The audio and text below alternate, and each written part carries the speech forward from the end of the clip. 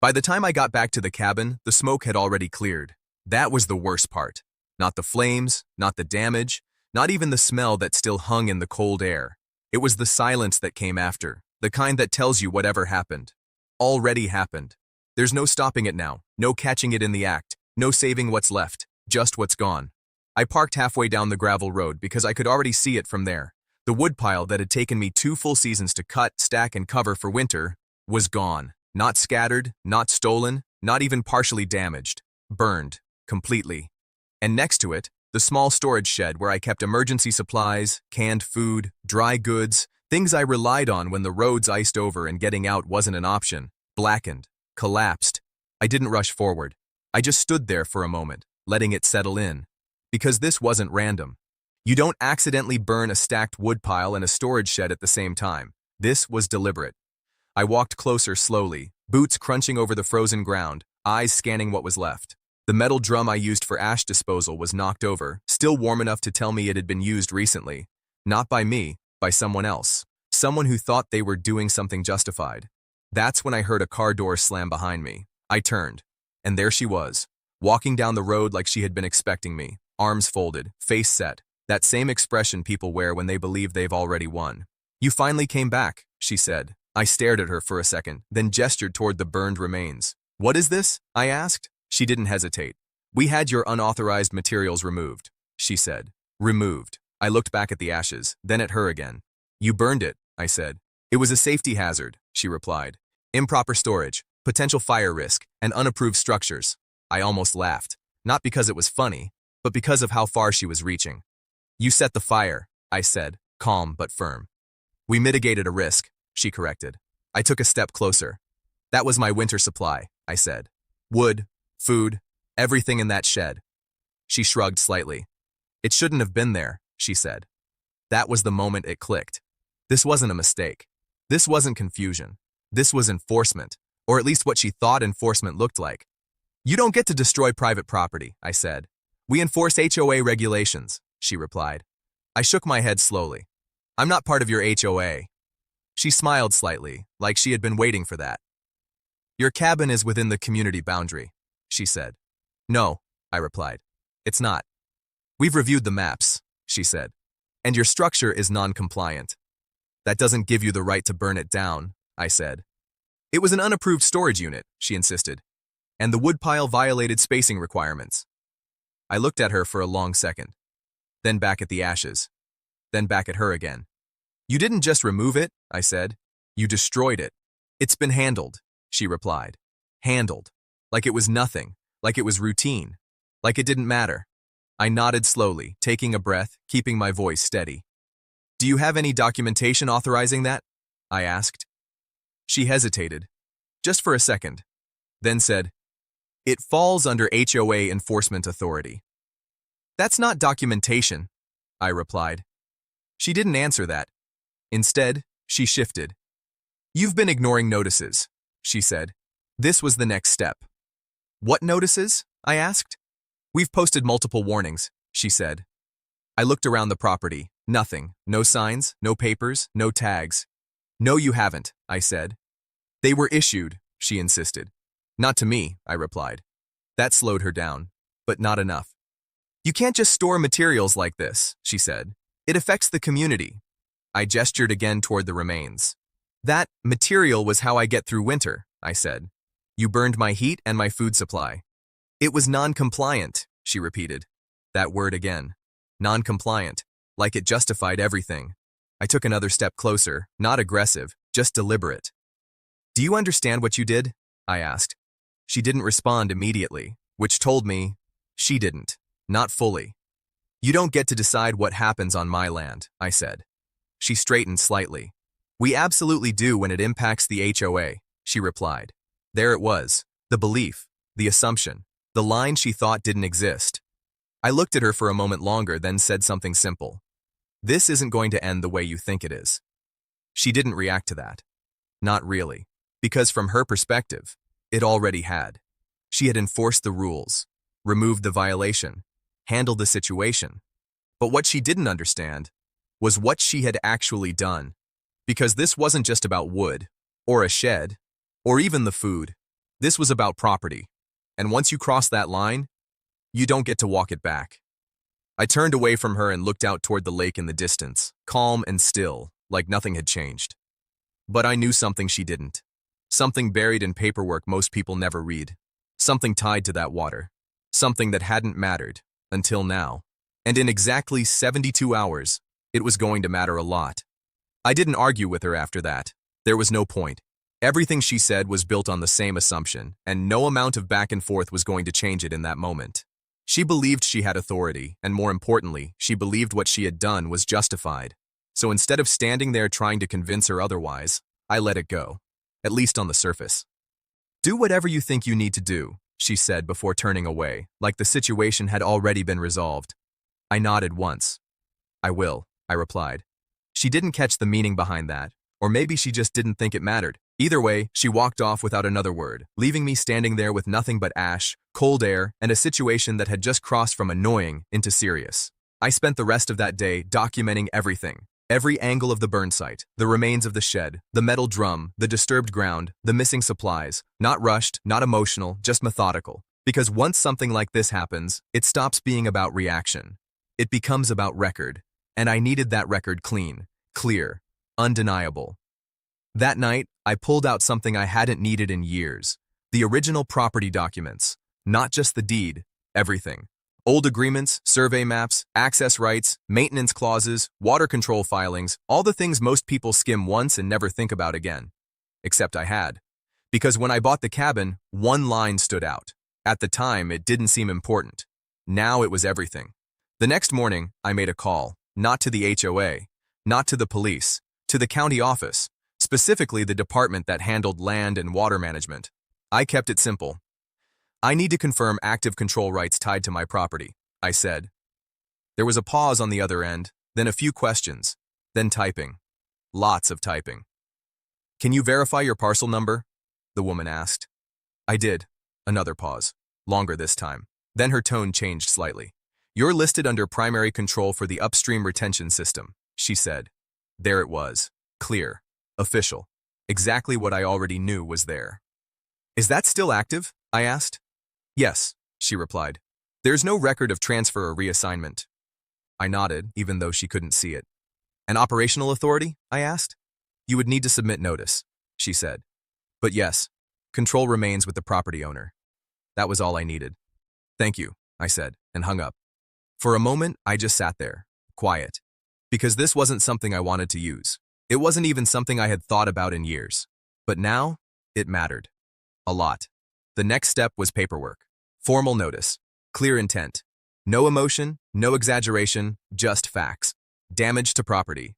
Loss of stored resources, unauthorized destruction, and a response. Not retaliation. Response. I filed everything properly, through the right channels, making sure every piece was documented and every step followed procedure. Because if there's one thing more powerful than anger, it's being right on paper. By the second day, word had started to spread. Not from me, from the filings, from the offices that had to process them, from the quiet chain of people who see something unusual and mention it just enough for it to travel. I noticed the difference almost immediately. Fewer people near the lake, more conversations happening in small groups. That subtle shift in energy that happens when something is moving behind the scenes. And then, she showed up again. This time, she wasn't alone. 2 others with her, both carrying folders, both looking more serious than before. "We need to talk," she said. I looked at her calmly. "About what?" I asked. "About your recent filings," she replied. So she knew. "Good. You destroyed my property," I said. "That's what this is about." One of the men stepped forward. "We're reviewing the situation," he said, "but your response seems excessive." I almost smiled. "Excessive?" I repeated. "You're interfering with shared resources," he said carefully. That told me something important. They still didn't understand. "Am I?" I asked. He hesitated, because he wasn't sure. Because he didn't have the full picture yet. She stepped in quickly. "You're escalating this unnecessarily," she said. I shook my head slightly. "No," I replied. "You already did that." "This can be resolved," she said. "It already is," I replied. That confused them. I could see it. Because from their perspective, This was still a negotiation, a discussion, a situation to manage. But it wasn't, not anymore. You should reconsider what you're doing, she said. I looked at her for a moment, then said something simple. You should have reconsidered before you lit that fire. That ended the conversation, not because they agreed, but because they didn't have anything solid to push back with. They left shortly after that, their tone quieter, their confidence not gone, but shaken. And as they walked away, I checked the time. Because timing mattered now. A lot. It had been just over 48 hours, which meant there were less than 24 left. Before the part they didn't understand yet became impossible to ignore. 72 hours passed quietly. No arguments, no sudden visits, no more confident explanations about compliance or community standards. On the surface, everything looked calm again, the kind of calm that usually means a problem has been handled. It hadn't. It had just been delayed. Early on the third morning, before most people were even awake, I drove out to the control point. It sat upstream, far enough from the main cluster of lake houses that most residents didn't even know it existed, just a fenced structure with a locked access panel and a set of controls tied to the retention system. I had the key, I had the authorization, and more importantly, I had followed every step required before getting there. Notice filed, waiting period observed, documentation complete. Nothing rushed, nothing skipped. Because when you're about to do something that affects more than just you, it has to be done exactly right. I unlocked the panel and paused for a second. Not because I was unsure, but because I knew what this would change. Then I started the process. It wasn't dramatic. No loud alarms, no sudden movement, nothing you'd notice unless you were watching for it. Just a controlled adjustment, gradual and precise, redirecting flow exactly the way the system was designed to do.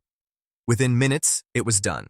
And from that point on, it was just a matter of time. By mid-morning, the first signs showed up, subtle, almost unnoticeable if you weren't paying attention. The waterline near the docks sat just a little lower than usual, a few inches at most, nothing alarming, yet. But by early afternoon, people started to notice. Voices carried across the water, questions being asked, small groups gathering along the shoreline, pointing, comparing, trying to figure out what had changed. Because now it wasn't a few inches anymore. It was enough to see, enough to feel.